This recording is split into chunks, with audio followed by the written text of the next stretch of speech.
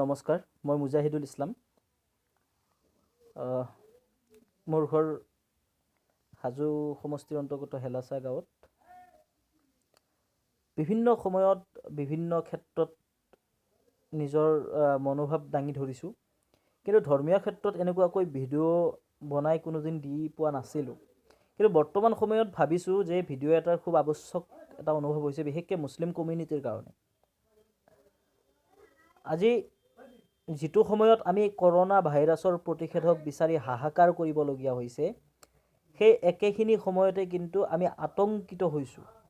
ধৰ্মীয় কিছুমান ৰীতি নীতি, ধৰ্মীয় কিছুমান সংঘাত, সাম্প্ৰদায়িকতাবাদী যি পাশবিক মনোভাৱ, সেই মনোভাৱৰ কাৰণে আমি নিজে আজি আতংকিত হৈছোঁ। আজি আমি বুজি নাপাওঁ, একবিংশ শতিকাত বাস কৰি মানুহে ইমান বেছিকৈ গোড়া হ'ব পাৰে।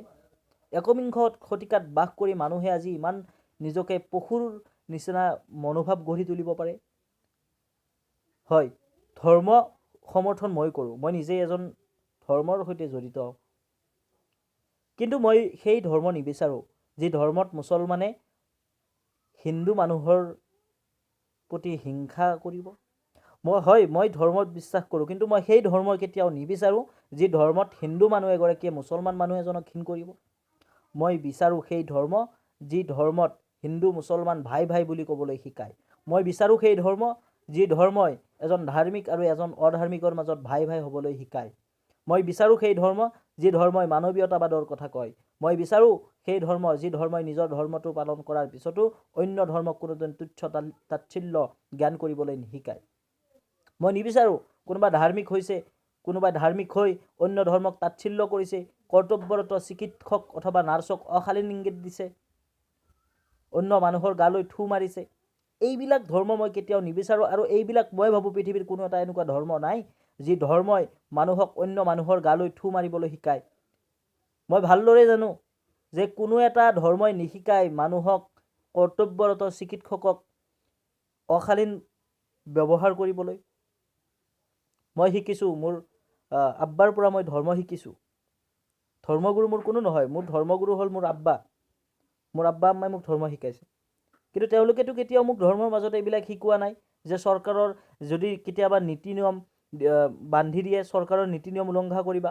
ভাৰতীয় সংবিধানৰ যিবিলাক মৌলিক কৰ্তব্য আছে, ভাৰতীয় সংবিধানৰ যিবিলাক দায়িত্ব আছে জনতাৰ প্ৰতি থকা, সেই দায়িত্ব সেই কৰ্তব্যসকলক ওফৰাই ধৰ্ম কৰিবলৈতো মোক কেতিয়াও শিকোৱা নাই। যেতিয়া কাৰফিউ দিয়ে তেতিয়াতো মোক আব্বাই কোৱা নাই যে তুমি কাৰফিউ দিয়া সময়ত মছজিদলৈ গৈ নামাজ পঢ়িবা।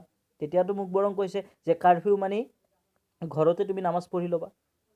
মোকতো কেতিয়াও কোৱা নাই যে তুমি ধৰ্ম কৰি হিন্দু মানুহ এজনক তুমি ঘিণ কৰিবা। তেনেকুৱাটো কথা মোক কেতিয়াও শিকোৱা নাই। আজি বৰ্তমান সময়ত মুছলমান ধৰ্মতে হওক বা অন্য কোনো ধৰ্মতে হওক, যি এটা ট্ৰেণ্ড চলি আছে, সেই ট্ৰেণ্ডটো বন্ধ হ'ব লাগে। ধৰ্মৰ নামত যি গোড়ামী চলি আছে, সেই ধৰ্মৰ নামত চলা গোড়ামী সদায় বন্ধ হ'ব লাগে। আল্লাহে কেতিয়াও কোৱা নাই, হজৰত মুহাম্মদ সাল্লাল্লাহু আলাইহি ওয়াসাল্লামে কেতিয়াও কোৱা নাই যে ৰাষ্ট্ৰনীতি পাহৰি তোমালোকে ধৰ্ম কৰা। বৰং কৈছে তোমালোকে ধৰ্ম কৰা, ধৰ্মৰ যোগেদি তোমালোকে ৰাষ্ট্ৰনীতি মানি চলা।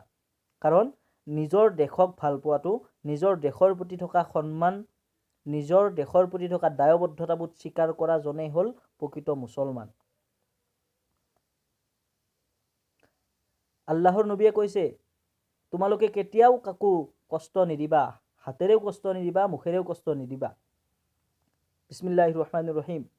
আল মুছলিমু মান সালিমাল মুছলিমুনা মিন লিসানিহি ওয়া ইয়াদিহি ওয়াল মুহাজিরু মান হাজারা মা নাহাল্লাহু আনহু আও কামা ক্বালা আলাইহিস সালাতু ওয়াস সালাম।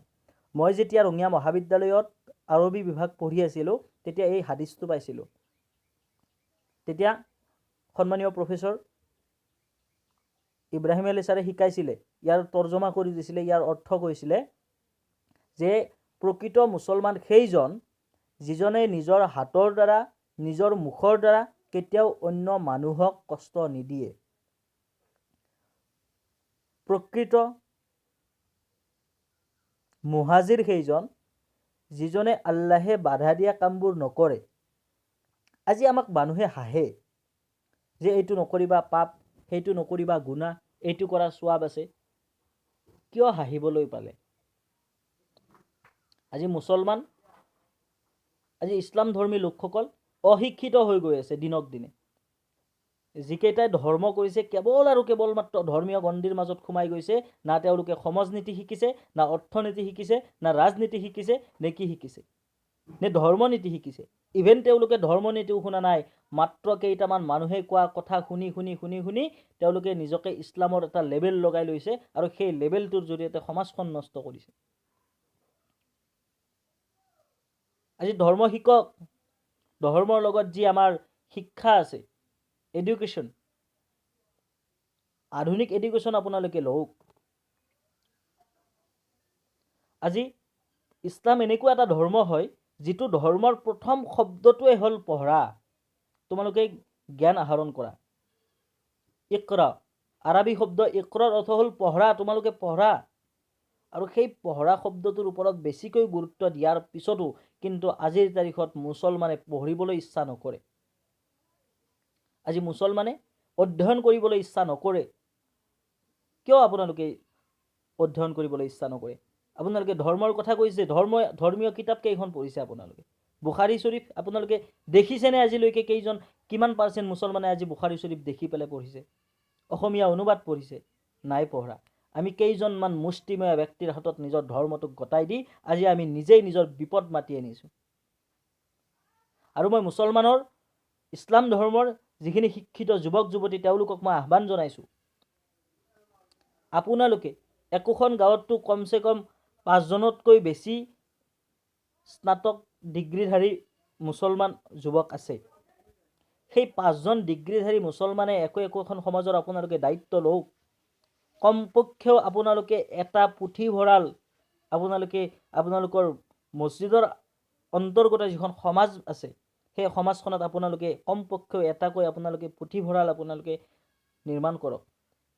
তাত ডক্টৰ APJ আব্দুল কালামৰ জীৱনী ৰাখক, হজৰত মুহাম্মদ ছাল্লাল্লাহু আলাইহি ওয়াসাল্লামৰ জীৱনী ৰাখক, তেওঁলোকৰ হাদিছৰ কিতাপসমূহ ৰাখক, বিভিন্ন ধৰণৰ মহাপুৰুষসকলৰ জীৱনী, আত্মজীৱনী, বিভিন্ন ধৰণৰ বৈজ্ঞানিকসকলৰ বৈজ্ঞানিক চিন্তাধাৰা, এইসমূহ আপোনালোকে কিতাপ ৰাখক। আৰু ৰাখি এই মুছলমান সমাজখন যি অশিক্ষিত হৈ আছে, ইছলাম ধৰ্মী লোকসকল যি আজি পিছ পৰি আছে, এই পিছপৰা লোকসকলৰ কাৰণে আপোনালোকে কিবা এটা কৰক। নহ'লে সমাজখন বিপদসংকুল হৈ গৈছে। আজি বোকা ছটিওৱাৰ ৰাজনীতি আৰম্ভ হৈছে। আজি বোকা ছটিওৱাৰ ধৰ্মনীতি আজি আৰম্ভ হৈ গৈছে। কিয়? আমাকতো কেতিয়াও শিকোৱা হোৱা নাই যে আমি অন্য ধৰ্মাৱলম্বী লোকৰ দুখ গুণ বিচাৰি ফুৰিম। বৰঞ্চ আমাক শিকোৱা হৈছে নিজৰ ধৰ্মটোক যেতিয়া শ্ৰেষ্ঠ বুলি ভাবিবা তেতিয়া অন্য ধৰ্মৰ লোকক কেতিয়াও তাচ্ছিল্য নকৰিবা। নিজৰ বিশ্বাস অটুট ৰাখিবা আৰু লগতে অন্য ধৰ্মৰ বিশ্বাসক সন্মান কৰিবা। কেতিয়াওতো আমাক শিকোৱা হোৱা নাই যে বেলেগ ধৰ্মৰ দুখসমূহ উদঙাই দি আমি নিজৰ দুখসমূহ আমি জাপি ৰাখিম। তেনেকুৱাতো আমাক কেতিয়াও শিকোৱা হোৱা নাই। আগতে আমাক শুদ্ধ হ'বলৈ কোৱা হৈছে। নিজৰ অন্তৰ, নিজৰ কৰ্ম এইবিলাক আমাক শুদ্ধ কৰিবলৈ কোৱা হৈছে। আজি আমাক হাঁহিছে মানুহে আৰু হাঁহিব। কিয় হাঁহিব? আমাৰ এই গোলামীৰ কাৰণে আমাক হাঁহিব। আমি ধৰ্ম কৰিছোঁ, সেই ধৰ্মখিনি কৰাখিনিতো আমাৰ ভুল। না আমি সঠিকভাৱে আল্লাহৰ নবীয়ে যি হিচাপত আমাক ধৰ্ম কৰিব দিছে না আমি সেই হিচাপত কৰিব পাৰিছোঁ।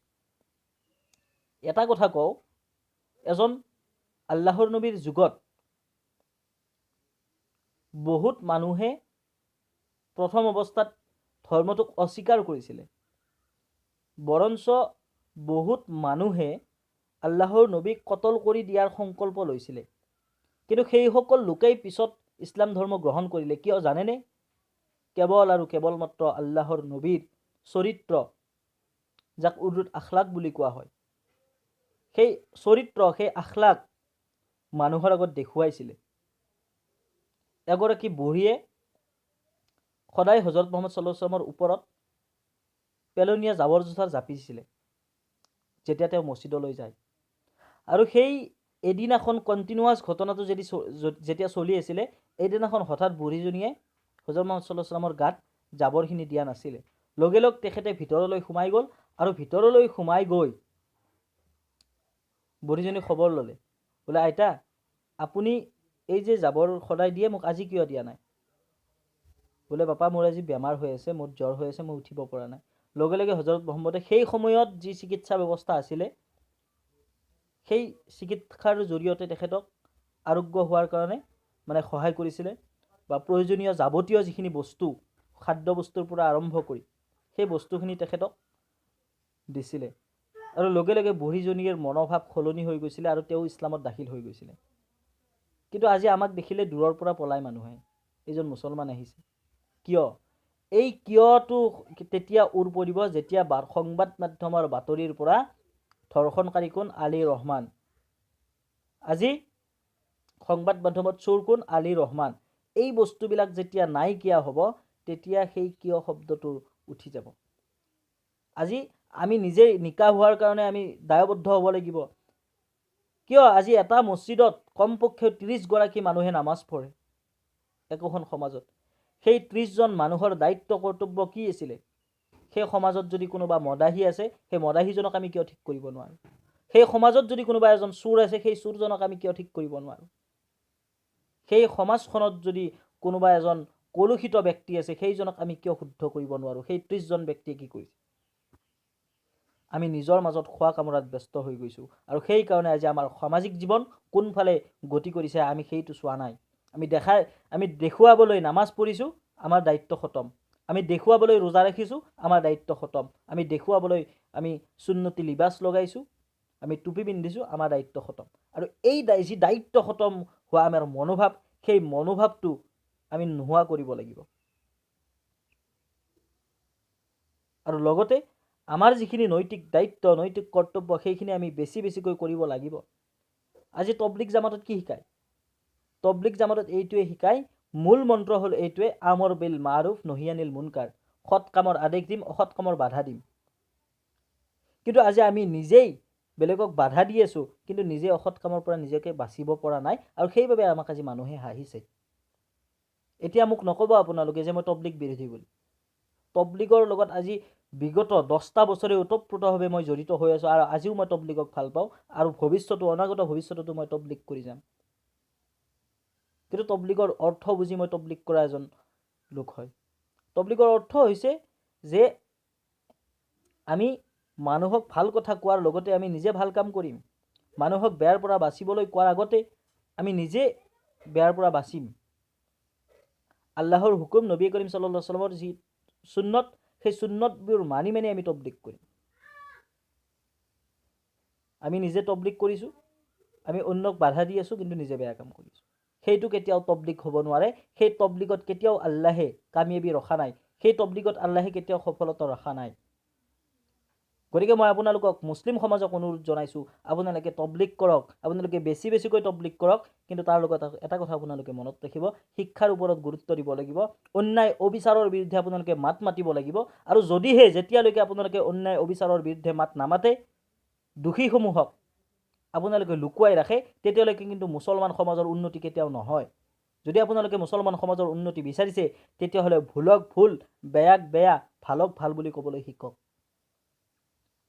আজি চৰকাৰে বাৰে বাৰে আহ্বান কৰাৰ পিছতো, মন্ত্ৰী হিমন্ত বিশ্ব শৰ্মা ডাঙৰীয়াই বাৰে বাৰে আহ্বান কৰাৰ পিছতো আজি আপোনালোকে সেই যিসকল ব্যক্তি নিজামুদ্দিন মৰকজৰ পৰা আহিছে, তেওঁলোকে এতিয়ালৈকে বহু কেইজন ব্যক্তিয়ে স্বাস্থ্য পৰীক্ষা কৰা নাই। কিয় কৰা নাই? ক'ত লুকাই আছে তেওঁলোকে? কোনে লুকাই ৰাখিছে? এই বস্তুখিনি আমাৰ ক'বলৈ আমাৰ নৈতিক সাহসখিনি আমাৰ নাই, আৰু সেই নৈতিক সাহসখিনি নোহোৱাৰ কাৰণে আজি আমাক মানুহে হাঁহিছে। আজি তবলিগৰ বিষয়ে মানুহে যিমান বেয়াকৈ লিখিছে, আপোনালোকে ভাবেনে তবলিগ ইমান বেয়া বুলি? কেতিয়াও নহয়।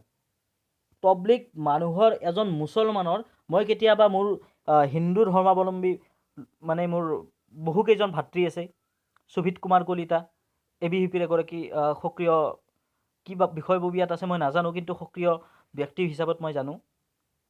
মোৰ ভাইটি আছে এগৰাকী তাৰ্কিক, নবাৰুণ কাশ্যপ, ৰাজ দাস, অনুপজ্যোতি তালুকদাৰ।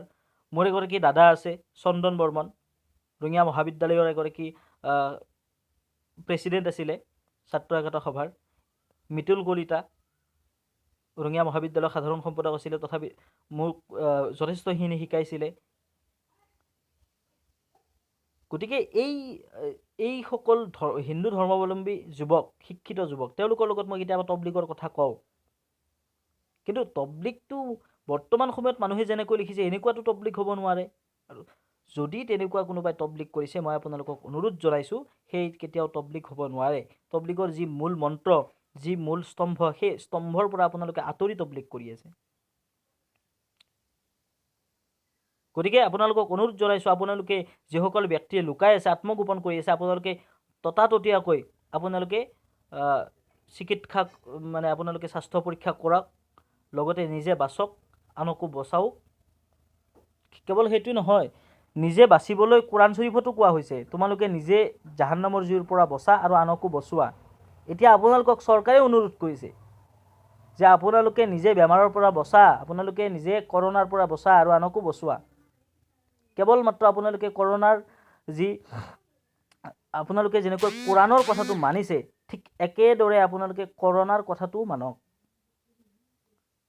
সেইটোত আপোনালোকে যেনেকুৱাকৈ কোৰাণ শ্বৰীফৰ যি জুইৰ পৰা বচোৱাৰ কথা কোৱা হৈছে, তাত যেনেকৈ আপোনালোকে পুণ্য লাভ কৰিব, ইয়াতো আপোনালোকে পুণ্য লাভ কৰিব, কাৰণ আপোনালোকে নিজে বাচিছে আৰু আনকো বচাইছে।